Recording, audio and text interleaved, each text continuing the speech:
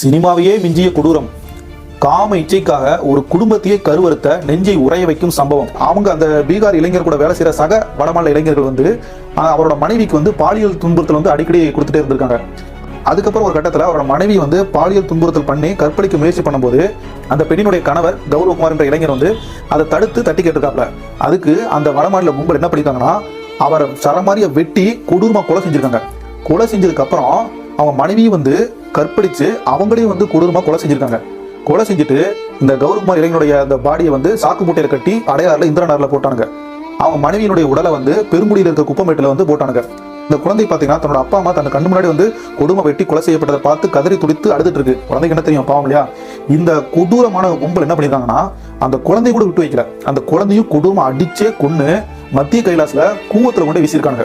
இது விசாரணையில தெரிய வருது. உண்மையிலே பாத்தீங்கன்னா மிருகத்தை விட கேவலமான ஜென்மங்கள். மிருகம் கூட தன்னோட பசிக்கு மட்டும்தான் வந்து வேட்டையாடும், மற்ற நேரம் யாரையும் ஒன்றும் பண்ணாது. ஆனா அந்த கேவலமா இருக்க மனுஷ பிறவி பார்த்தீங்களா எந்த அளவுக்கு கொடூரமா இருக்காங்க. இது கொடூரத்தினுடைய உச்சம்.